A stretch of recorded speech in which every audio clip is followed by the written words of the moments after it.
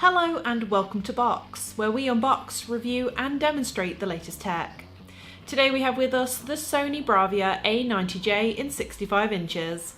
As Sony's top-standing OLED model in the 2021 range, this 4K TV brings you a stunningly sharp picture, all housed in an incredibly thin display. Proudly taking place among Sony's Master Series models, the long-awaited A90J BRAVIA XR has piqued a lot of interest even well into its release. The display comes in some standard and larger sizes, with the 55-inch being the smallest and 83 inches being the largest. We have the middle option with us today at 65 inches. With the box giving nothing away, we dive straight into removing the outer packaging.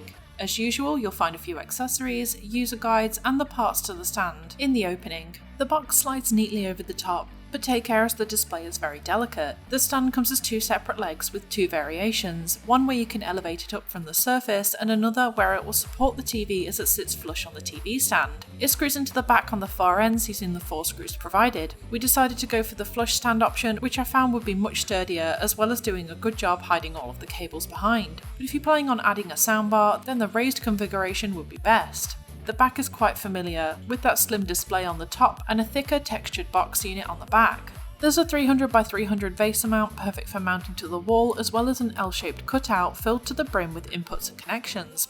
On the bottom of the cutout, there's a handful of satellite and cable inputs, a LAN for Ethernet connection, a digital optical audio out, 3 HDMIs and a USB. On the side, there's a built-in mic switch, another HDMI, 2 more USBs, a headphone and speaker port and a composite AV. For the gamers, you'll find HDMI ports 3 and 4 are both 2.1, allowing full access to 4K at 120Hz for those beautifully smooth refresh rates with the next-gen consoles. As a bonus, HDMI 3 also supports ARC-eARC connection for uninterrupted high-resolution audio to a soundbar to elevate your viewing experience even further. The power cable does come separately and measures at about 180 cm, which is much longer than usual, ensuring it easily reaches the nearest outlet. Though it may not look like it, there is a form of cable tidy management on the back using a series of clip-on panels. It works pretty well keeping the cables in check while in this lower stand form, but you will see the cables hanging loose still if the TV is in the raised position. Initial setup takes you through the different options depending on how well you want to connect. As Sony now uses a Google TV operating system and dashboard, it leads me through the connection stages to my Google account through the Google Home app on my phone. Of course, if you don't want to, there is a basic TV option that does skip through this stage, but will limit the amount of features available such as Google Voice Assistant and recommendations. After that, it's just a case of letting the TV know what devices you have connected and calibrating the sound system before it's set up and ready to go. Overall, the whole process took about 5 to 8 minutes. With the Google TV dashboard, you get the usual tile systems as seen on most 2021 smart TVs.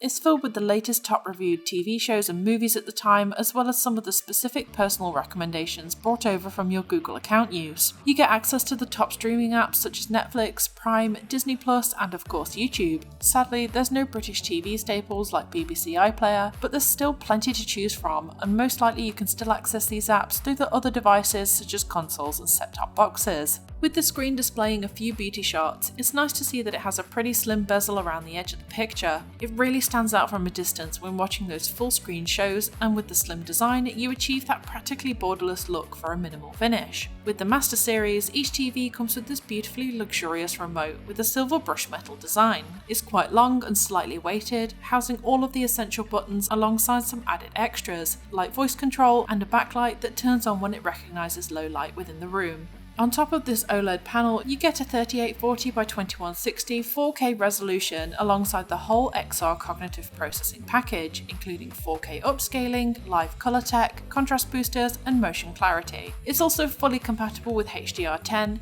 HLG, and the full Dolby package to fully ensure that you get the best picture and sound quality on the market right now. When it comes to altering settings, Sony have included all your regular, more in-depth setting menus for browsing picture and sound modes and certain enhancing features, but if you want to see these at work in real time without blocking the picture, there's a little handy pop-up settings bar on the bottom of the screen holding the most used settings controlled with little scrolling option menus. I use this mostly for flicking between inputs, sound and picture modes, but it's great to see how many features are on offer here without it getting too overwhelming.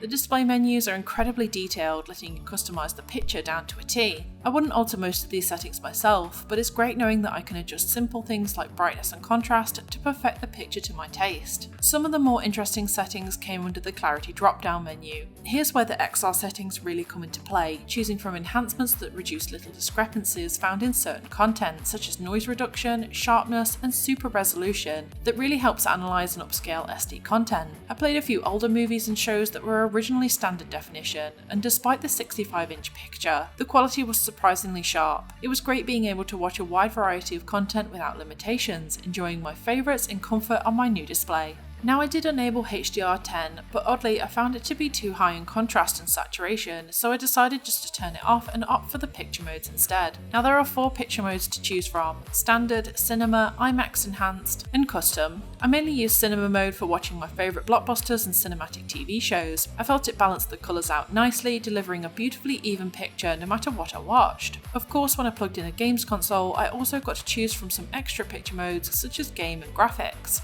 Watching a wide variety of content through movies, TV shows, sports and games, I found the picture quality to be quite consistent. Colours were vibrant in both animated and live action content, offering a clear, sharp picture in varying light conditions. From a sharp angle, I saw no distortion in the image, which is great knowing that I can get a full picture no matter where I sit. Surprisingly, I didn't get a lot of glare in a bright room, especially in those darker scenes. The brightness capabilities were better than my expectations. I could see the action clearly no matter what was going on in the scene, which is a good indication of the brilliant performance you can get from an OLED. During the picture tests, I got a good idea on the overall background performance for this display. In the brightness settings, the brightness levels did reach about 1000 nits on max. However, with ambient brightness on, the results were much lower. During those darker shows, I turned off ambient brightness to get the most out of the image, but I'd highly recommend keeping this mode on for the most part to help avoid burn-in over time.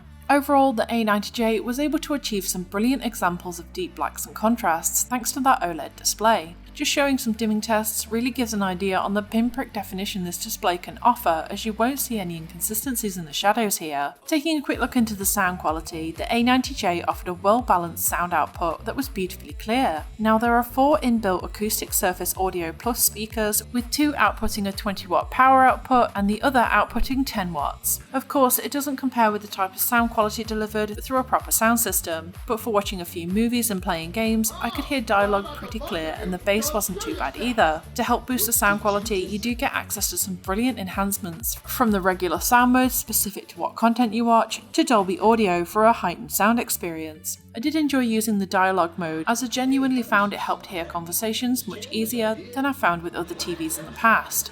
Now if you do decide to include a soundbar, you can make the most of the Dolby Atmos and DTS digital sound for a further 3D surround sound effect when watching Dolby compatible content. But to get an idea on the overall sound output from the TV speakers alone, here's a small sample of the audio quality that you can expect.